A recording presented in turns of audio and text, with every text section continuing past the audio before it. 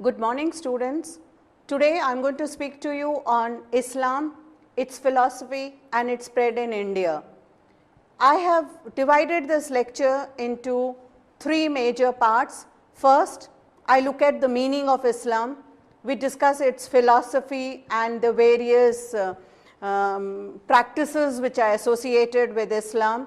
We also look at the spread of Islam in India, first under Delhi Sultanate and then under Mughal Empire, and we conclude by talking a little about the impact of Islam on India.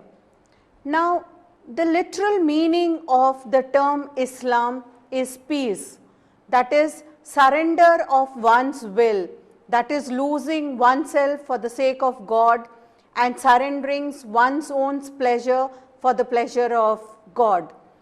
The meaning of Islam was revealed to the Prophet Muhammad nearly 1400 years ago, and it means submission to the will of Allah.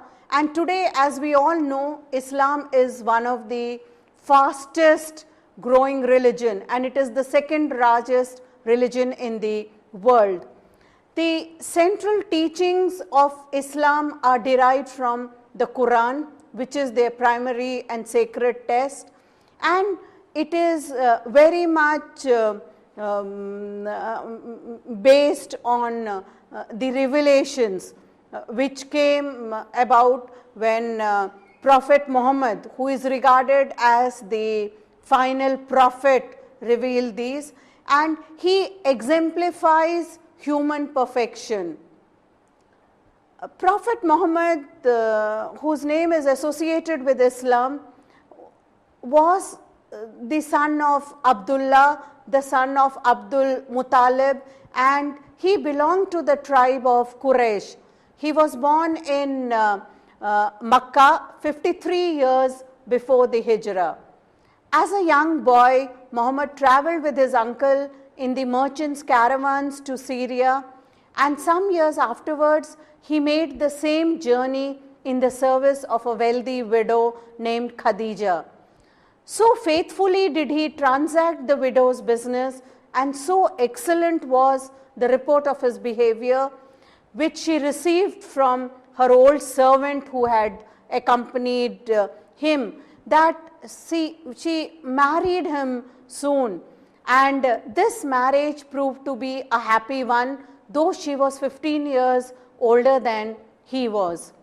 Throughout the 26 years of their life together, he remained devoted to her, and after her death, when he took others' wives, he mentioned her with greatest love and reverence. This map shows you the places which are associated with the birth of Islam, and you can see the boundaries of Saudi Arabia, Makkah, Jeddah and Medina, which became very important sites in the spread of Islam. The first revelations to Muhammad came in a cave. It was Muhammad's practice to retire often to a cave in the desert for meditation. His place of retreat was Hira, a cave in a mountain called the Mountain of Light, which was not far from Makkah in the month of Ramzan. It was there one night towards the end of his quiet month that the first revelation came to him when he was 40 years of age. He heard a voice say, "Read." He said, "I cannot read." The voice again said, "Read." He said, "I cannot read." A third time the voice said, "Read in the name of the Lord who created man from clot. Read, and it is thy Lord, the most bountiful, who teacheth by the pen, teacheth man that which he knew not." And it was here that Muhammad eventually accepted the tremendous task which was imposed on him, and he became filled with enthusiasm of obedience. Today also we have the cave of Hira, which is referred to as the Mountain of Light, the Jabal al-Nur, and it is one of the holiest places which is visited by pilgrims. After this, for the first 3 years, the Prophet preached to his family and his intimate friends, while the people of Makkah as a whole regarded him as one who had become a little mad. He was not easily accepted by the people, and we find that his first convert was his wife Khadija. The second convert was his first cousin Ali, whom he had adopted, and the third was his servant Zaid, a former slave. His old friend Abu Bakr was also one among the earliest convert, and these were the first ulama that succeeded, the caliphs who succeeded him. At the end of the third year, the Prophet began to preach in public, pointing out the wretched folly of idolatry. It was then when he began to speak against the gods that the Quraysh became actively hostile. Till now they were keeping a very lenient kind of an attitude of wait and watch as to what he was saying. And slowly they started persecuting his poorer disciples, mocking and insulting him. The one consideration which prevented them from killing him was fear of the blood vengeance of the clan to which his family belonged. The converts of the first 4 years were mostly humble folks, unable to defend themselves against oppression. When they saw the persecution of the Prophet advised his followers to immigrate to a Christian country, Abyssinia.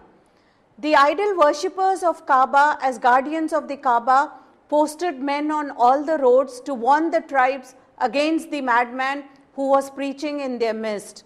They tried to bring the Prophet to a compromise, offering to accept his religion if he would so modify it to make room for their gods, as intercessors with Allah, offering to make him their king if he would give up on idolatry.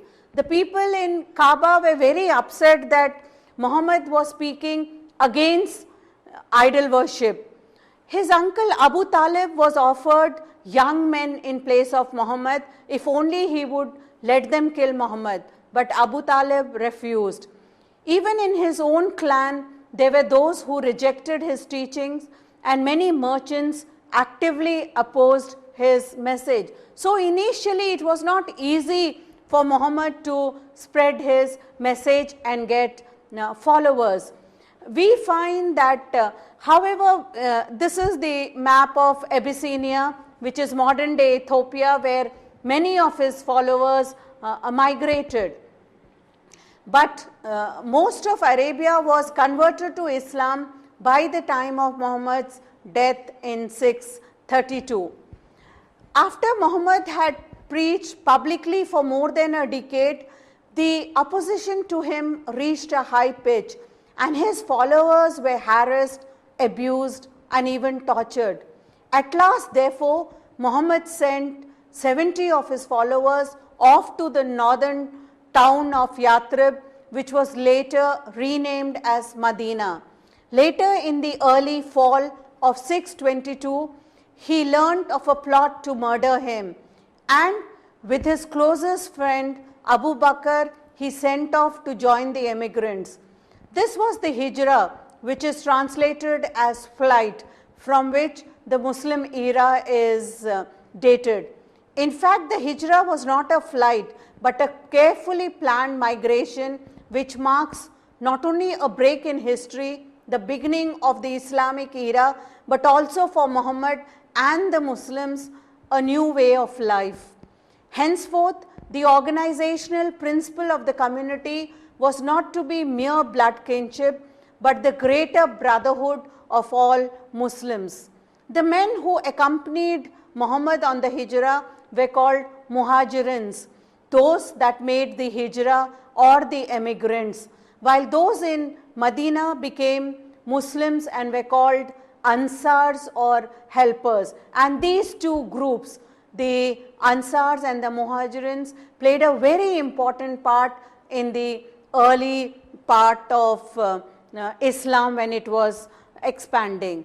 Now, as far as the whole concept of Allah is concerned and how the Muslims understand Allah, they have 99 names for Allah or God, and Prophet is seen as the link between the people and Allah.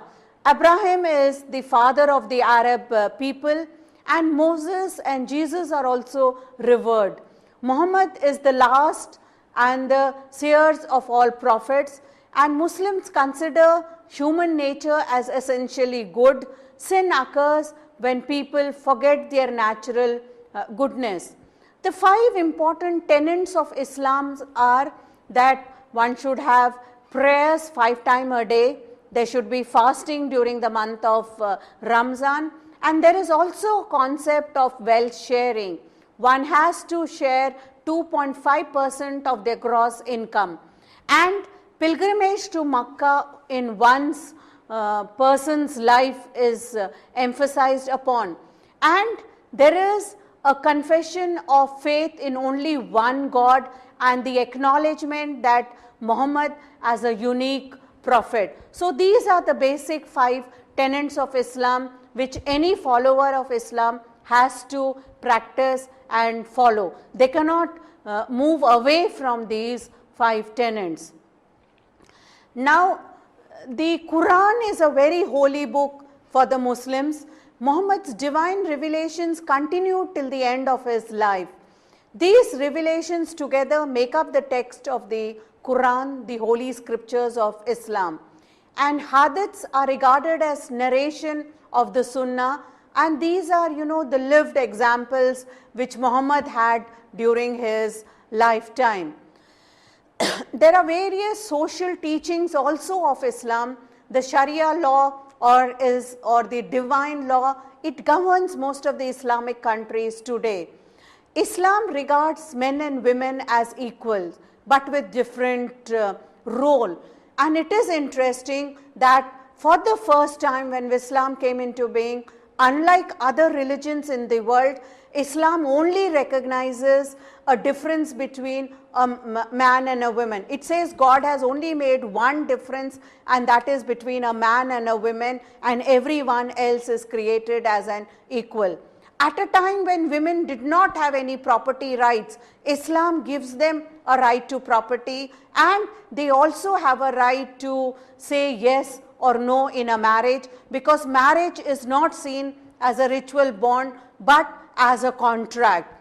And jihad in Islam represents the struggle of the individual and society to act in accordance to the Sharia law. There is a lot of ritual prayers which a Muslim has to perform. They have to pray 5 times a day, and each prayer does not take more than a few minutes to perform.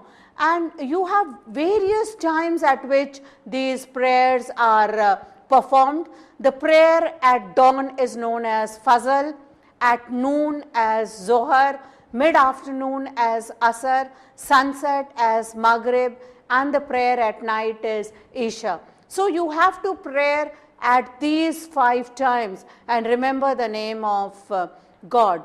Here is a picture which shows you, which is something, a very common sight, Muslims at prayer. They pray in a communal way where everyone gathers together to pray. It's not an individualistic kind of prayer.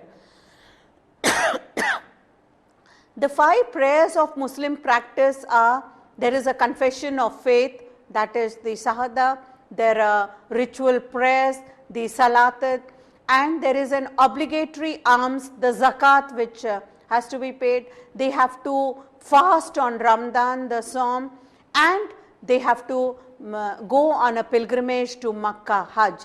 And these practices become the 5 pillars of Islam. There is also a lot of emphasis on going on pilgrimage. Makkah becomes a very important center for the Muslims, and all over the world, Muslims travel to Makkah. In fact, if you look at some of the earliest kind of writing which came up in Islam were travel books, because everyone was visiting Makkah, and people who visited wrote a lot about flora and fauna, the other kinds of the locale, the culture of the people, and therefore you have a very different kind of literature which emerges in the beginning when Islam was spreading itself. Now slowly, using Medina as their base, we find that all Arabia came under Muhammad's control, and for the first time Arabia got an identity of its own. Prior to the coming of Islam, Arabia was known as Al-Zahiliya. It comprised of various tribal people, and each tribe had its own social system, its economic system, its own system of religion. Each believed in different practices, and they were never one together. They were mostly tribals and united by some common bond or blood relationship, but these were not very close. And it was when Islam came into being, for the first time, the Arab Muslims got an identity of their own, and Muhammad was regarded as a religious leader, a political ruler, and a military commandant. Right at its inception, Islam did not distinguish between political authority and religious authority. These two were combined as one, unlike Europe, where there was always a struggle between the king and the pope in medieval Europe, both of them using different kinds of argument to establish their power. In Islam, both the religious leader and the political leader become one, and therefore Islam never distinguished between the religious and the secular. Now Ramadan becomes a very important fast for the Muslim. It is the holiest period of Islamic year. It commemorates the 9th lunar month in the year 610, when revelations began from God via the angel Gabriel to Prophet Muhammad. These revelations in Arabic were memorized by Muhammad, and they were passed on orally, and it was only later that it was written down as Quran. And therefore, since this happened in the month of Ramzan, we find that the Muslim believes that the gates of heaven are open and the gates of hell are closed at this time. The devils are all chained up in hell, so they cannot tempt the believers on earth. And Muslims believe that because this month has been blessed by Allah, any good action during Ramadan will bring them a great reward. And so there is a lot of reverence during this period. Every year in the month of Ramzan, Muslims fast from dawn to sunset. They abstain from food, drink, and sexual relations. This is typically balanced by feasting during the dark hours of Ramzan.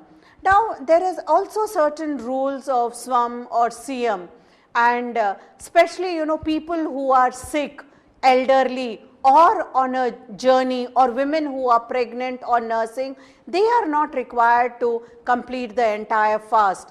They can break the fast and make up for an equal number of days later in the year. They can also feed a needy person for every day they miss. So, it's a very scientific way of looking at things, because though Islam talks about in very strict terms about do's and don'ts, there are certain exceptions which are given, and one can follow them in the way the fast has to be practiced.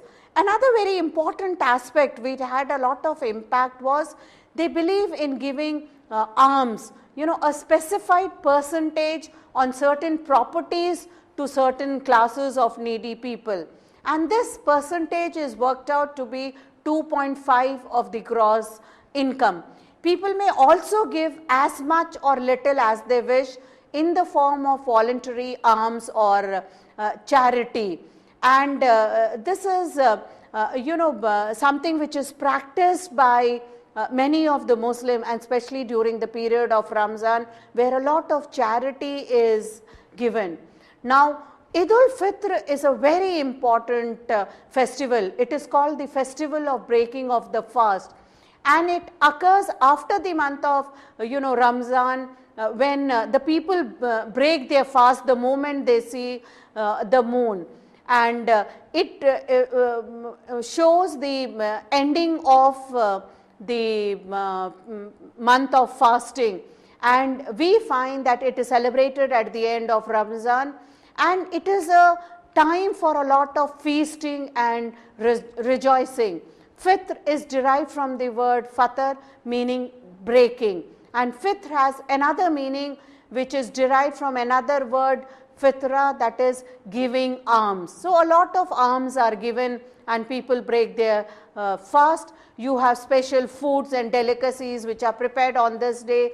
They are distributed among neighbors and friends. It's a time of lot of rejoicing, celebration.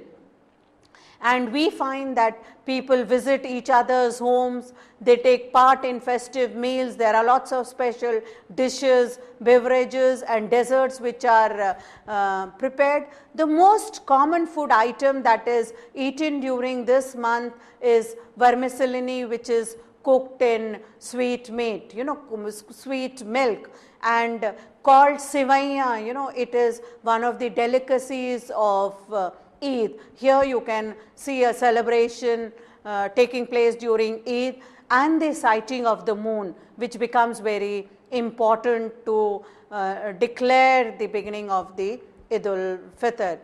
People send a lot of greeting cards to one another. Here is an example of few cards where they wish each other Eid Mubarak and greet one. Now let me talk a little about the Hajj.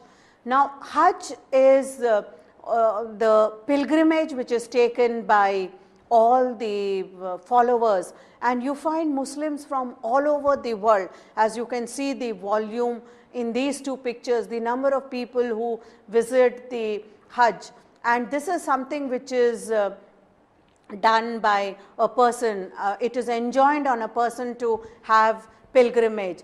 It is an obligation on a person that once in his or her lifetime they have to physically or financially be able to perform this pilgrimage. And in fact, every year about 2 million people go to Makkah from different corners of the globe. Now, there are a lot of preparations which are required before going on Hajj. Before setting out, a pilgrim should redress all the wrongs, they should pay away all their debts, and they should have plans to have enough fund for his or her own journey and for the maintenance of the family while he or she is away, and prepare him or herself for a good conduct throughout the Hajj. So, in that sense, though Islam is a religion, it also takes care about secular matters. A person who is going on Hajj has to make enough provision that his family behind is not led into any hardship, and only then he can take a pilgrimage and go to Hajj. And on the first day, the people visit of the Hajj, they go out of Makkah towards Mina.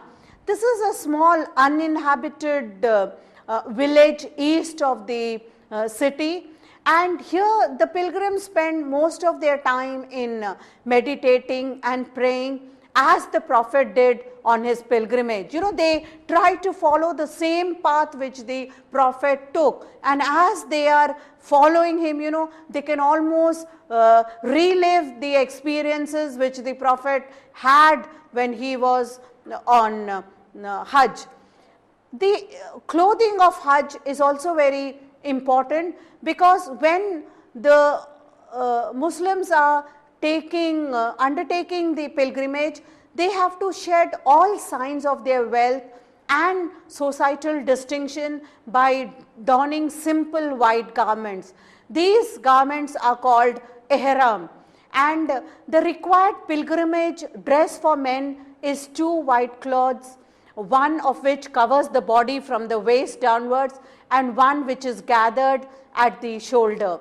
Women also usually wear a simple white dress and a headscarf or their own native dress. The ihram is a symbol of purity and equality, and it signifies the pilgrim in a state of devotion. And what is very important, by seeing that people may come from different corners of the world, they may belong to different economic and social strata, they may belong to different sections of society, but when they come on pilgrimage, all of them don the same white cloth, which signifies equality before God. Then there are various rites which are followed during Hajj. There is ablution as before prayer time. They have to absent themselves from any killing, sexual activity, even cutting of hair and nail is not allowed during this period. Now, Kaaba, which draws a large number of people to this pilgrimage, every year it is beautifully draped with cover, and each Arab nation provides these drapes to cover Kaaba for the Hajj. Now, if you read some of the writings, it really takes you back into that period. And I will read out something for you, people who reflect on the Kaaba. And a writer says, to touch and kiss the stone is to travel back in time and follow the footsteps of all those pious and noble greats in history who have touched it. It is not easy to do that, though. It seems there are always too many people ahead who are trying to do the same. The closest we came to it was about 10 feet, and then we raised our hand in salutation to say, God is great. So, there is so much crowd, but in spite of that, each and every single person is going through that emotion. They feel that, they are a chain of that long continuity of people who travel to this place right from the time of Prophet Muhammad. So, they partake in this kind of an experience. Kaaba is one of the holiest places of Islam, but it was not built by its last prophet Muhammad. Tradition has it that Kaaba was originally built by Prophet Adam and was rebuilt by Prophet Ibrahim, that is Abraham, and his eldest son, Prophet Ismail, nearly 4,500 years ago. Another very important part of the Hajj is the well of Zamzam. The well of Zamzam is located within the Masjid of Haram in Makkah, and it is 20 kilometers east of Kaaba. According to legend, Ismail around the year 2000 BC was desperately seeking for water for an infant son, but could find none, as Makkah is located in a dry valley. Muslim tradition says that Hajar ran several times back and forth in the scorching heat between the two hills of Safa and Marwa looking for water. God then sent angel Gabriel, who dug a hole in the ground and caused the spring to appear. Hajar confined the pool of water with sand and stone. So every pilgrim visits this place. And if we read again, some of the writings which talk about their experiences, one writer says, as we drink from Zamzam, we know that it is the same well that sprang up in the middle of the desert, so Hagar and Ismail could drink from it. So, you almost have the pilgrims sharing their experiences and partaking a similar kind of experiences which many had had before them. After this is followed the festival of sacrifice, because they cast pebbles, then most of the pilgrims sacrifice a goat, sheep or some other animal. They give up the meat to the poor and in many cases they keep a small portion for themselves. Again, as a sign of humility that they have come to Hajj, they have completed their pilgrimage, we find that men either shave their head or clip their hair, and women cut off a symbolic lock to mark their partial deconsecrations. This is done as a symbol of humility. All prescription, save the one on conjugal restriction, is now removed. And now, you know, the end of Hajj is marked by Eid al-Adha, which, you know, it's called the formal pilgrimage to Makkah.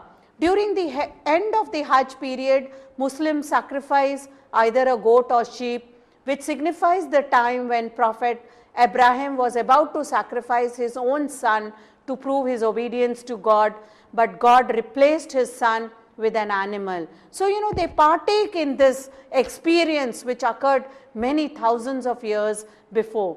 And it is obligatory on the part of a Muslim to perform the Hajj at least once in a lifetime.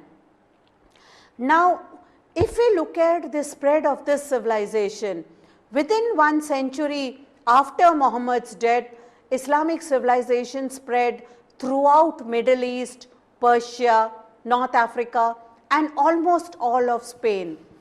Currently, if we look at it, the greatest concentration of Muslims is across the northern half of Africa, all of Middle East, Southwestern and South Asia, and the island of Malaysia and Indonesia. In fact, Islam is one of the growing religion of the world. It's also fastly growing in United States. You know, this map shows you, it's a map of the world which shows you where the Muslims are concentrated all over the world. And you can see that Islam has spread to a large number of regions. Now, the reason, you know, how do we explain this expansion of Islam? Definitely, you know, the teachings of Islam played a major role in its spread. It is something which is very easy to learn and practice. There is no concept of a priesthood in Islam. Islam teaches equality. Like I have mentioned before, the Quran says the only distinction God has made is between a man and a woman, and everyone else is equal before the eyes of God. It treats all the non-Muslims as people of the book, and they are allowed religious freedom, but they have to pay additional taxes. And Islam was something which was easily portable. If you look at history, you know, it followed nomads who were moving out, it followed various trade routes, a large number of merchants who brought Islam to different countries. And then, you know, there is also the concept of jihad or holy war against pagans or other non-believers who are regarded as infidels. Now, let me talk a little about the spread of Islam in India. Contrary to the popular belief that it was the Muslim rulers who brought Islam into India, we find that Islam came into South Asia prior to the Muslim invasion in India as early as 7th century with the advent of Arab traders. The Arab traders used to visit the Malabar region, which was a link between them and the ports of Southeast Asia, to trade even before Islam had been established in Arabia. According to the historian Eliot and Dowson, in their book, The History of India, as told by its own historians, the first ship bearing Muslim travelers was seen in the Indian coast as early as 630 AD. And H.G. Rawlinson, in his book, Ancient and Medieval History of India, also claims that the first Arab Muslims settled on the Indian coast in the last part of 7th century AD. So therefore, you know, this belief that Islam came about with the kings, you know, the Muslim kings, the slave dynasty which was established, is really not true. You had a large number of these Arab traders who were coming into India, and they brought Islam with them.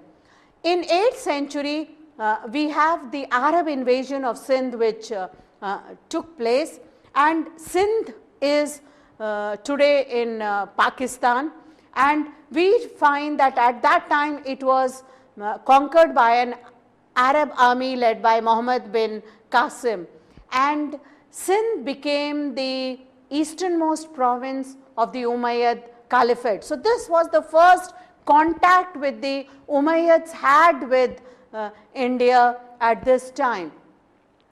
This was soon followed by Muhammad of Ghazni. His period is between 1001 to 1026. He had nearly 17 invasions in India. He came from Afghanistan and he is regarded as an idol breaker. So you had a large number of incursions into the territory by Muhammad Ghazni at that time.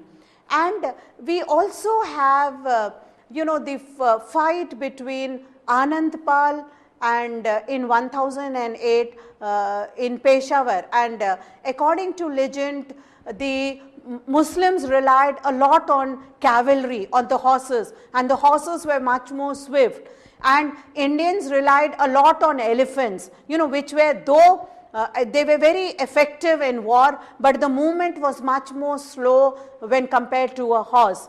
And Anandpal was seated on an elephant, and when an arrow struck the elephant, it made run, and in the whole turmoil, people thought that their king had fallen from the howdah of the elephant and he was no longer visible, and they thought that they had lost the war, and easily victory was achieved.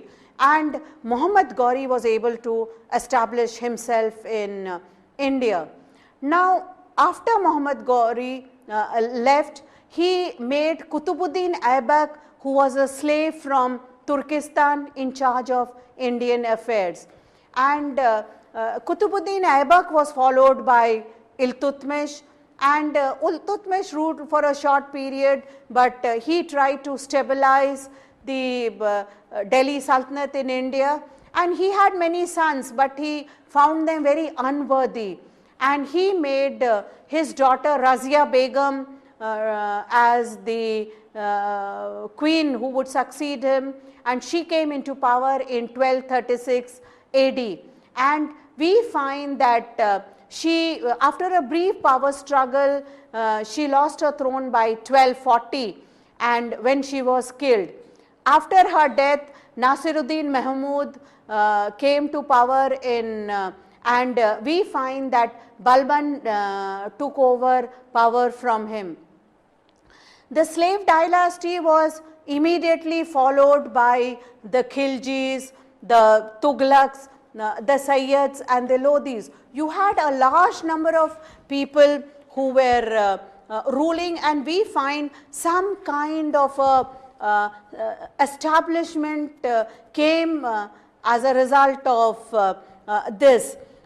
We find that after the death of Balban, the Sultanate had become very weak. There were a large number of revolts, and this was a period when Jalaluddin Khilji came to the throne, and he established the Khilji dynasty, and then it was followed by his nephew Alauddin Khilji, and we find that Alauddin Khilji started a long line of conquest. He marched into Gujarat, Ranthambore, and he in 1303 AD he also conquered Chittor, killing Rana Ratan Singh and his queen Rani Padmini, and a large number of other women committed Johar at this time.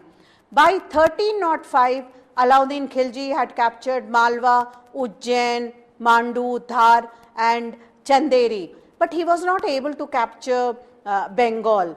By 1311, he captured nearly the whole of North India. His general Malik Kafur played a major role, and he moved into a large part of Deccan. The Mongols invaded the country several times and they were successfully repulsed. One of the major problems which the Delhi Sultanate had to face was the constant invasion by the Mongols on the northwestern frontier.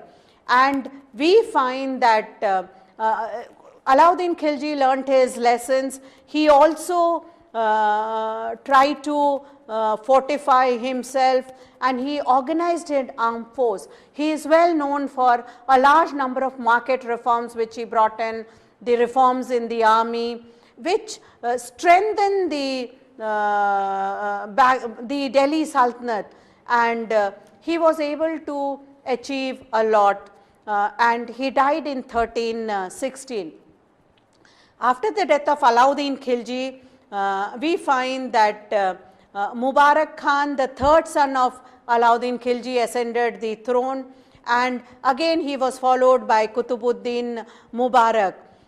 Qutbuddin Mubarak's reign was a total failure, and he was murdered by Khusru Khan, and the Khilji dynasty ended. At this time in 1320 AD, Ghazi Tughlaq, the governor of the northwest frontier province, took the throne under him, and under the title of Ghayasuddin Tughlaq. He killed Khosrow Khan, whom they did not regard as a real ruler. And we find during the Tughlaq period, the territorial expansion of Delhi Sultanate reached great height. His empire covered regions from Peshawar in the north to Madurai in the south, and from Sindh in the west to Assam in the east. He also had various reforms. He tried to transfer his capital from Delhi to Devgiri because he thought Devgiri was more centrally situated than Delhi. But this step was not very successful, and he had to soon order to return his army back to Delhi. And we find that he also tried to introduce copper and brass coins as token coins, and we find that as a result of this coins, he also had to there were various administrative blunders, military failures on his part. But Muhammad bin Tughlaq never practiced Islam very seriously. He tried to keep the ulama at a distance, and in his time there was some kind of a secular environment that was created. Then we find that Firoz Tughlaq succeeded him, and he constructed various buildings with architectural skill. And the last Tughlaq ruler was Muhammad Nasiruddin, who ruled from 1395 to 1413. This was a period where Timur invaded Delhi, and he destroyed a large number of temples in northern India. Thousands of people were killed and plundered. The Tughlaq dynasty was followed by the Sayyids, and the last dynasty was of the Lodhis.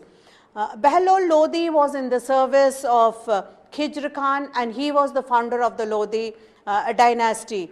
After his death, Sikandar Lodhi succeeded to the throne, and the last ruler of this empire was Ibrahim Lodhi, who faced the battle with Babur, and Babur defeated Ibrahim Lodhi in the battle of Panipat. And we find now, with the coming of Babur, you know, by the end of 16th century, the first phase, we could say the second phase of the establishment of the Islamic rule had ended. The first was with the coming of the Arab invasion of Sindh, the second was with the Delhi Sultanate, and third, now you have the Mughal dynasty which is established. The Mughal rulers were more secular in their outlook. They did not see religious conversion as their main aim, and they were more interested in establishing their hegemony and controlling the wealth of India. Babur ascended the throne in 1526, and in the beginning of his rule, we find that he had to face a large number of problems from the Rajputs and Afghan chiefs. He also battled with Rana Sanga in 1527 in the battle of Khanwa, and Rana Sanga lost the battle. And we find that Babur was able to extend his empire from Behra and Lahore to Bahraich and Bihar, and from Sialkot to Ranthambore. Like his predecessors, Babur continued a policy of having a kind of tolerance to the local population. And we find that though the Afghans were defeated, they were not vanquished, and they continued to plunder. You know, this is one of the Purana Kilas of Babur, and which is in Delhi. But Babur really did not have a very long reign, and we find that he was succeeded by his son Humayun. Humayun's period is between 1530 to 1556, but he had a very troubled time because of Sher Shah, and we find that Sher Shah was a very capable military and civilian administrator.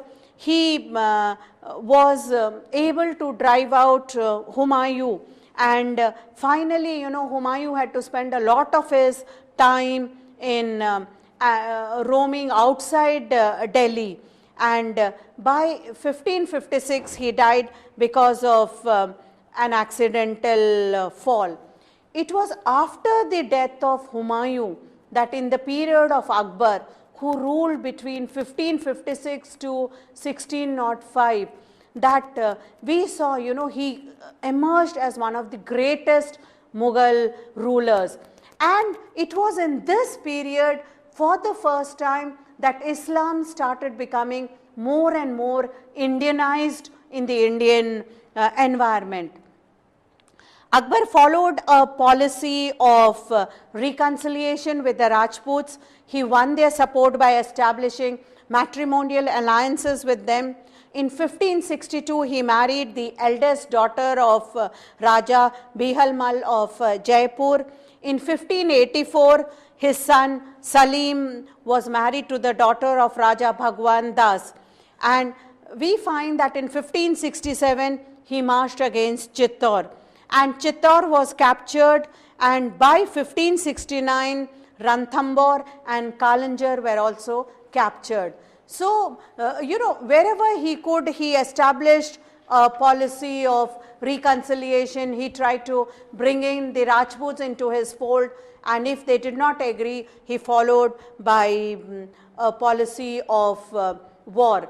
Akbar's policy was generally a very tolerant policy towards the Hindus, and he started a new sect called Teen-e-Ilahi, and Akbar was followed by his son Jahangir. You know, this is a miniature painting which shows the birth of Jahangir's son and in 1590, and the rejoicing which takes place.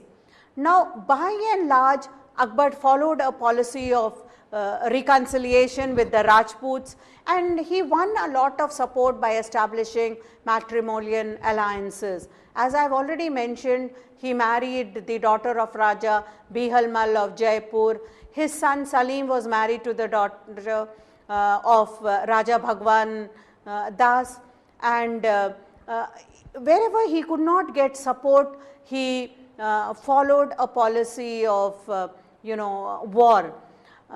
Akbar is also known to have built beautiful architectural designs, which and this is Diwan-e-Khas, which was the hall of Akbar's audience, and this was the Deen-e-Ilahi, where he practiced his new faith. This was a new religion, one that incorporated both the common and the best elements of world religion. You know, he was very much, though an illiterate, he was very curious and he was very much interested in knowing about the different religions of the world.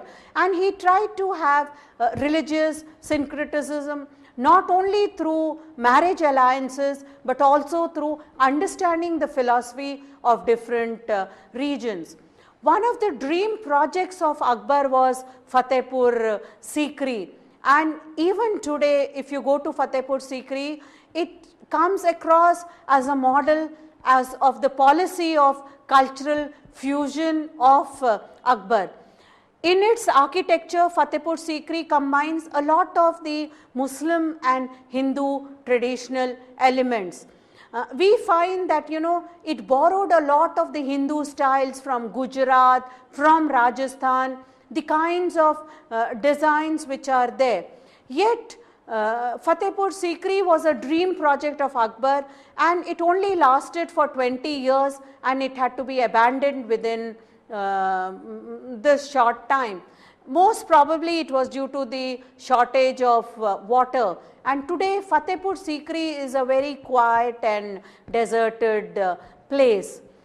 Another very important ruler was Jahangir, who was born of a Hindu mother. So by this time Islam is totally Indianized, and we find that Jahangir was the first emperor who was ruling India when the first Europeans came into India, and he is associated with building the Sikandra, that is the tomb of Akbar. And here are two miniature paintings which depict Shah Jahan and Mumtaz Mahal. Shah Jahan followed Jahangir. His period is between 1627 to 1658. Shah Jahan is credited with the construction of Taj Mahal, which is one of the wonders of the world. And another very last important ruler was Aurangzeb, whose period is between 1658 to 1707. But Aurangzeb was not very popular with the people. He followed Islam very strictly. He did not have a very secular understanding of Islam. He banned music, and he himself was a very devout follower of Islam. So he faced a lot of resistance from Marathas, especially Shivaji, and throughout his life he remained unsuccessful in subduing the Marathas. It was in about 1600 that the Mughals were able to establish contacts with the English, and this happened ever since the visit of Sir Thomas Roe. And in 1616 the English were permitted to build factories at Machilipatnam. And so, you know, before Aurangzeb died in 1707, we already had the English presence in India. He was succeeded by Bahadur Shah first, who was the eldest of the three surviving sons of Aurangzeb. However, the Mughal Empire did not remain very powerful after the death of Bahadur Shah. And Bahadur Shah first was known as Prince Muazzam, and he had to face a large number of problems throughout his reign. You know, he had to face problems from the Marathas, the Rajputs, and the Sikhs. The Mughal rule in Delhi continued under a number of weak rulers after the death of Bahadur Shah first, and by 1712 we find that the great Mughal Empire had disintegrated. The Mughal rule in Delhi while under Muhammad Shah witnessed the invasion of Nadir Shah in 1739, and this invasion sealed the fate of Muhammad Shah. This was followed by another invasion, Ahmad Shah Abdali, who was the general of Nadir Shah. And like the Timur invasion in the Sultanate period, the invasion of Nadir Shah and Ahmad Shah Abdali also created a lot of havoc. It led to a lot of plundering and looting and deleting the natural wealth of India. What is very important is, as I have shown in this long history, while the Muslim kings ruled in India for about 8 centuries, there was no enforced widespread conversion during this period.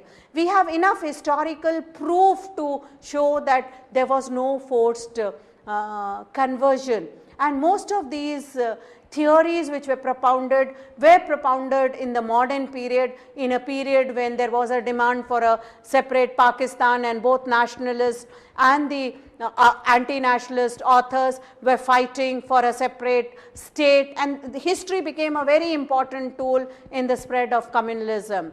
What was very important to the rulers prior to that phase, when there is a demand for a separate state and when a lot of communalism comes in, stability was something which was very important for these rulers, and conversion as such was not an important step in this direction.